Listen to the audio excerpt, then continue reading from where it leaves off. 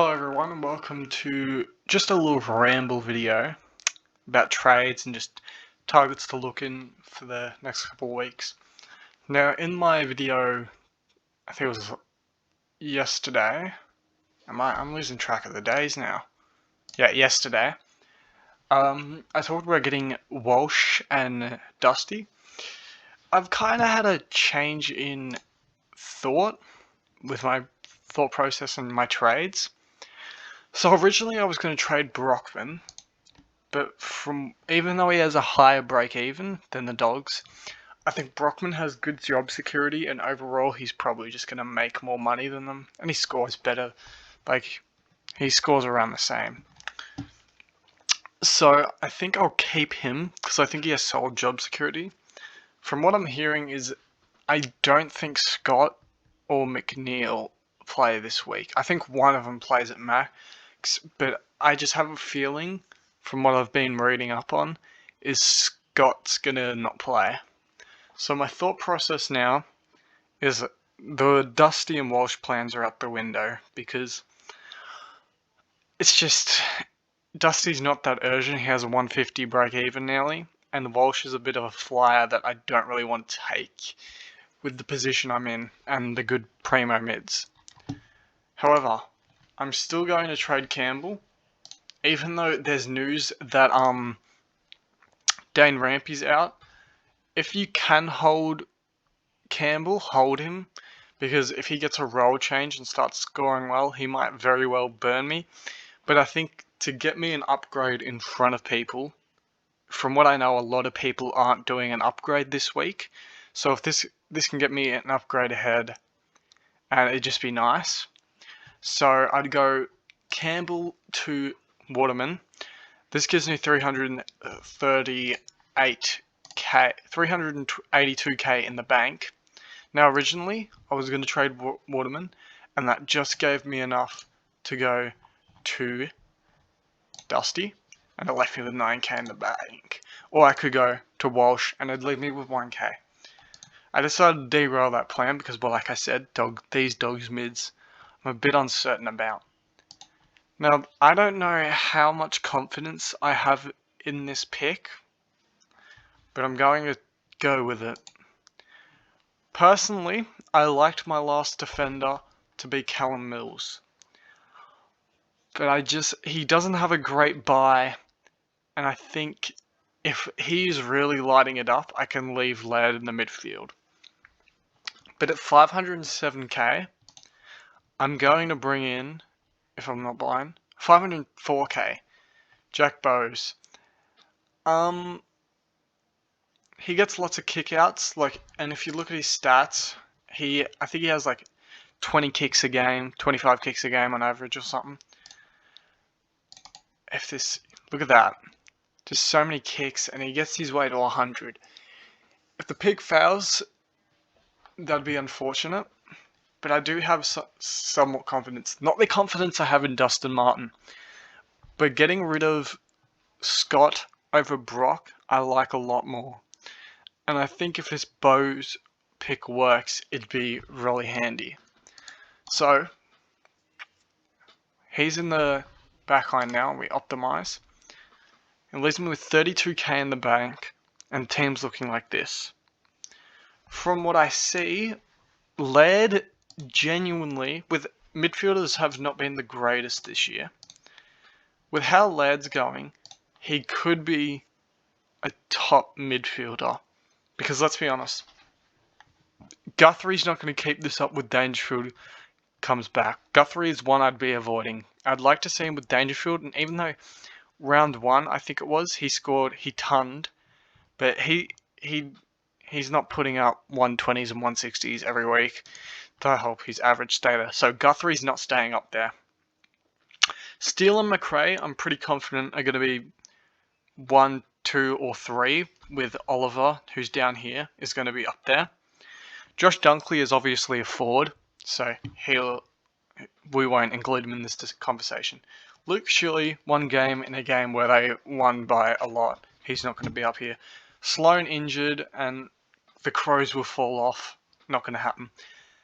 It's already started, like I said, Boak is one who starts hot but falls off. Look, he went from 128, he's dropped to 84, and he's got Carlton who he could go against, but I just see Boak falling off. He could be top 8, but I very highly doubt it. Rowbottom, he won't be top 8. Parker, he's playing off half forward and Sydney are playing very well, so I doubt it. Like, if Sydney could keep this up, that'd really help him, but that 150 really boosted his average, and look, he dropped 83 in round 1, and they won by like 10 goals. So I don't think Parker's going to be even top 10. Lyons does good when Neil doesn't do good. I just don't think he can keep this up. Oliver, obviously 1. Martin, Ford, 5. I think he can be top 8. But he's obviously an injury risk, like he got concussed. I traded him. We all know that story. But he can be top 8. But with his struggles with injury and looking at his past, he struggles. He's never put together a full season. And yeah, he just seems to get concussed. He pulls a hammy. He does soft tissue injuries. He may be able to average high, but total points he could. If he plays 20, he could be top 5 in total points. But I just don't know if that stays, especially with him going forward more. I think he played a bit more mid because Brayshaw was getting hard tagged by Warpedo, and they pushed him on the wing, and Fife went in the midfield a bit. So I think Fife still gets a little bit forward, because I don't believe that week he got concussed. It was just a coincidence that he only had 1 CBA. Like, it had over 3 quarters. Mitchell, obviously a pig. He can be top 8. Walsh is definitely in contention. Bontempelli's up there. Selwood won't keep it up. Billings won't keep it up. And then you have Rory Laird. If I count all the ones I think who could be possibly top 10, top 8 above him, there's 1, 2, 3, 4, 5, 6, 7. There's 7. Now, obviously, the ones below him, you've got Petrarca, Zeret, and then it kind of dries up. Josh Kelly, if he gets a role change. Brayshaw. Dangerfield's one I'll talk when I talk about forwards. But realistically, Laird could be a top 10 or just outside of the top 10 mid. And if you compare how defenders are scoring this year, much better than any previous years, and especially with kickouts, I think you can keep Laird in the midfield this year. But yeah, that's my little ramble about why I'm doing that trade. Trade targets that I'm going to target is I want to get these guys off field as soon as possible. Berry can tackle and get his points that way, so I'm still kind of comfortable fielding one of Berry and Jordan. I don't like the idea of fielding both, but one is okay. Waterman is proven, because he did very well in the waffle in previous years, and he's a mature age rookie. Even though Scott is a mature age rookie, I have faith in Waterman. Rowe is a yin and yang. He can go 19, he could go 70, he could ton, he's a bit of one I want to get off field as well. Now targets, obviously, Dustin Martin. He has a 146 break even, and he's going to plummet in price.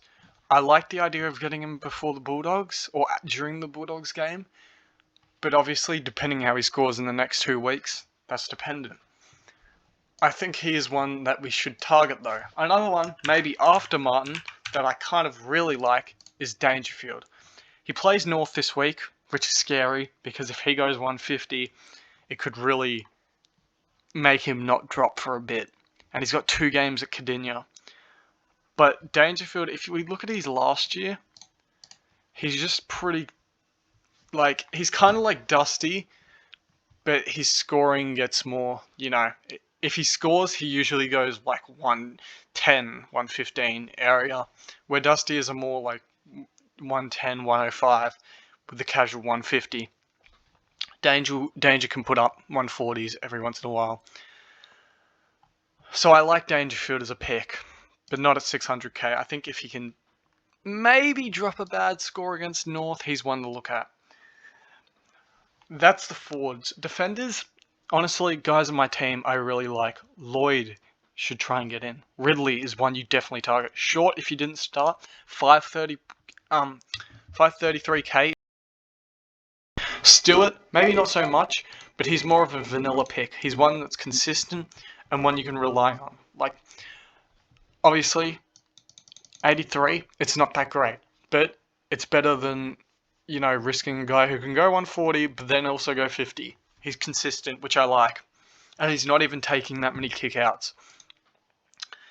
Bowles, he takes a lot of kickouts, and he had 31 kicks on the weekend in the wet, I think it was. I didn't really watch this game, but I do believe he can score. He tends to go up. He's like, bit of a goal. Anyway, this has gone for 11 minutes, so I'll just try and speed this up a bit.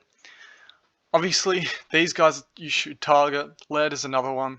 Midfielders, I like guys I have. Brayshaw is one to get in next few weeks. Steele is also one to target. Is 650k, I think he is, or 640. If I can, there he is, 653k. He's one to get in because, geez, he's going to be top 3, guaranteed, I reckon. The top 3 is already set in stone. It's going to be McRae, Clary, Steele. Which order? I don't know. I'm kind of confident McRae will be 1, but also point sharing could affect that. So those are guys who are uber that you should try and get if you don't. Ridley is one to target, obviously. The rucks are obvious, Gawn and Grundy. You got the forwards. Now, one thing I want to mention is this year I think we can be a lot more aggressive. My backline is pretty much complete. Chapman is a really good D6 for now, and if he keeps failing, I can just move Lloyd back there. Or if he keeps succeeding, leave him there until I want to upgrade him. The midfield, it's nearly done. 3 more mids, and I like the looks of Steele, Bontempelli, and Tom Mitchell, and if Neil does really well, I'll move Laird back in the back line to get Neil. Now the forward line is very interesting, because I think Dunkley, Zeeble, and Impey can all be keepers. Taylor Walker could possibly be a keeper. Unlikely, because he's a key forward, and I don't like that role. But he could be. Warner is even possibly a keeper. Like, if we go to forwards right now, I think he's top 10 for average. Now, he might be a very D6 kind of option, but I do think he can be a keeper. And if not, he's one you could go, because that's 4 keepers I've mentioned. You can get offloaded into a Butters, because you obviously want your other 2 to be Martin and Dangerfield. If I go average, top 20. Membry's not going to be higher than him. So maybe I overestimated Warner a bit, but I do think he can be an F6. So that is 16 keepers. 4, 6, 11, 16 keepers. So I think we can be aggressive. If someone is really underperforming, I think you can sideways. You don't want to do that during upgrades season, but for now, it's probably a good idea. If you have Jelly, I think it's viable, but also he's pumping out a 95 average, which isn't terrible. It's not like a 75 or an 80 like Neil. So I think you can hold and get an upgrade. But yeah, I think we can be a lot more aggressive because starting picks like a Zeeble, Impey can be keepers. Anyway, that's just my little ramble. Obviously, Jones is probably one you bring in next week. I might, if Cozzy doesn't play, probably just straight sideways him to Jones. I'm not sure how good his job security is in long term, though. Just from what I've read up, it doesn't look likely that Highmore gets a game, so I would just hold him as a loophole, even though you can't use him now, but he is a loophole for now. Brockman looks fine. He looks like he'll keep his spot. Scott looks iffy. McNeil looks iffy. Bergman looks set to come back, so if you have him still, hold. Flynn, I think, comes back. I'm sure there was another guy I thought about. But anyway, that's it. If I can think of the rookie, I might add a little subsection at the end. But thank you for listening. This is just my little ramble about what I'm doing and just maybe some trade targets and what I recommend. Don't have to take my advice. I'm usually not that good. But yeah, thank you for watching. Thank you for listening, and I hope you have a good day. Goodbye.